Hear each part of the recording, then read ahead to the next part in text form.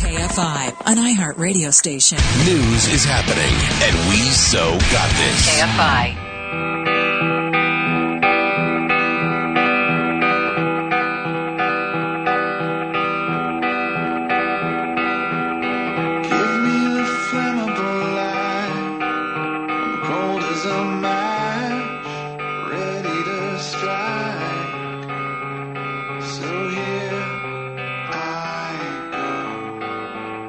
KFI AM 640. It's a Bill Handel show. Wayne Resnick sitting in this morning.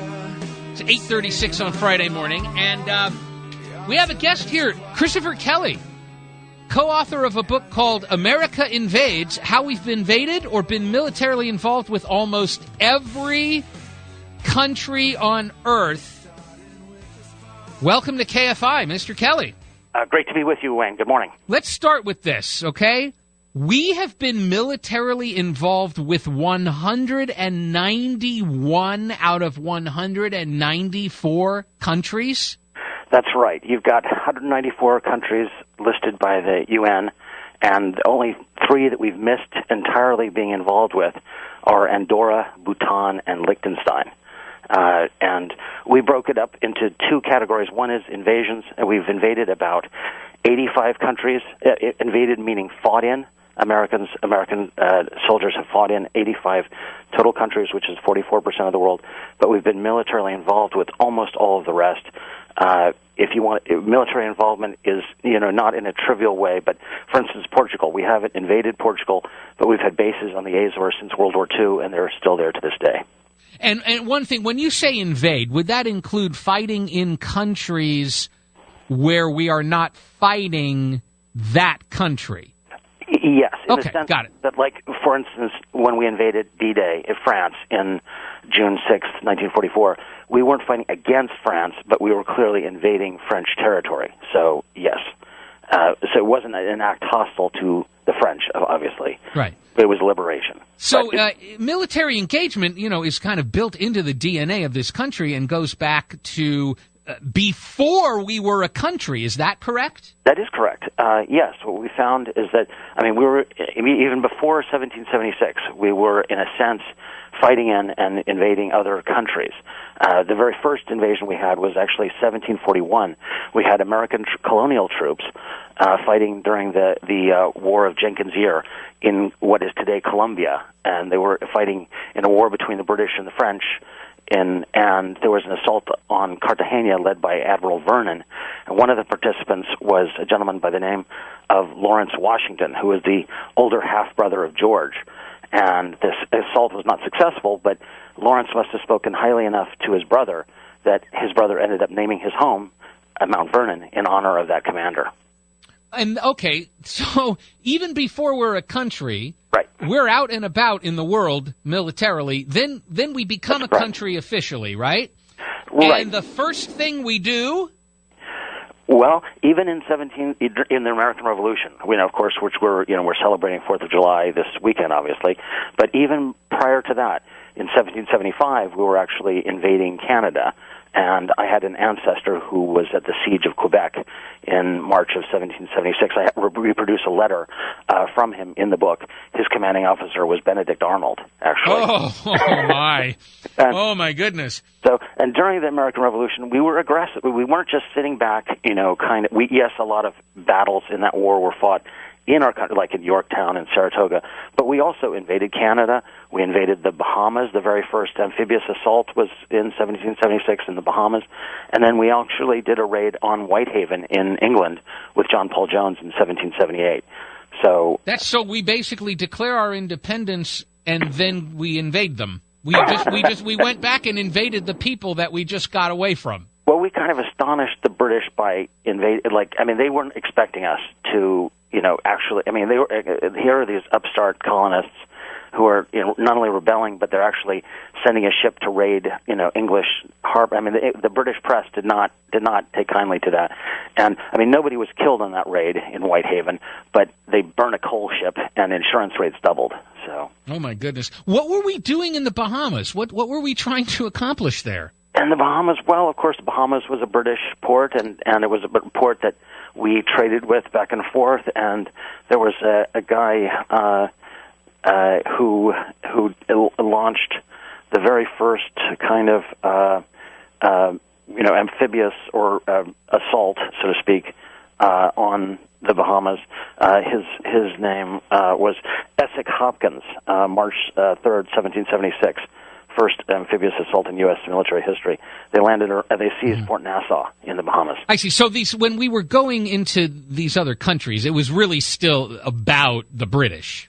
Right. That was, of course, in the war against the British. Yes, for independence. Yes. Have we had more military involvements with countries in a friendly or cooperative way, or in a hostile way? Well, when we looked at the book, we divided into invasions and then involvements. But if you look at invasions, and then we discussed the possibility of adding the category of liberations. But liberations, there's a certain amount of subjectivity to that.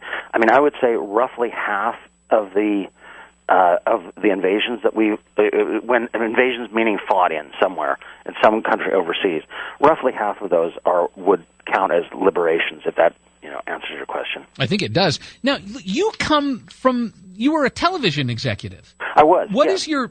How did you get this deep knowledge and interest in the history of our military involvements? Well, I've always had a passion for military history, and I have a co-author who is English, and he wrote a book called All the Countries We've Invaded, which was about how Britain has invaded 90% of all the countries in the world. That came out in 2012, and I reviewed it, sent him a review, and we had never met him before. His name is Stuart Laycock, and we became friends, and he has a similar, passion for military history, and I thought, well, okay, if Britain invaded 90%, how does America compare? That's really what I see. Okay, one-upsmanship is really what led to this collaboration. We don't have as much history as the Brits, but we have been catching up in the invasion category, so to speak. Yeah, we have a long way to go, though, to hit 90%, right? We do. We're not there yet. Let's say right now, today. Yes. Do we have more or less military involvements around the world than we did, say, 100 years ago or so? Say 100 years ago? Or just, way back then. It doesn't have to be exactly 100 years ago. No, I'd say, much more. Because, we have, in the book, for instance, when I say in military involvement in every country, and the only three I mentioned, none of those, for instance, are in Africa. So, in other words, we've had some form of military involvement with every country in Africa. Let's go by continent. Okay, North America. That seems like easy. Yes, every country in North America. Those are in the last 12 years or so. We've had more involvement with Africa in the last 12, with the setting up of AFRICOM and all of that, and than ever in our nation's history. So and that's it's kind of like one of these topics that rarely gets discussed and rarely makes the headlines. It's gone on quite quietly, but. And I'm not saying that we did not try to write a political book, a partisan slashing book. If you go onto Google and do a search about American invasions, you'll find a lot of partisan rants about the topic.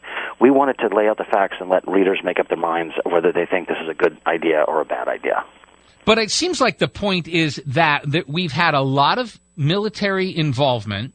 Right. And a tremendous amount of that has been for positive purposes, and the American military, in other words, around the world, very often as a positive and helping presence, rather than when you use the word invasion, that may be where people, not invading in the sense of encroaching, yes, but invading simply in the sense of coming in to help is a tremendous part of what we do. Absolutely.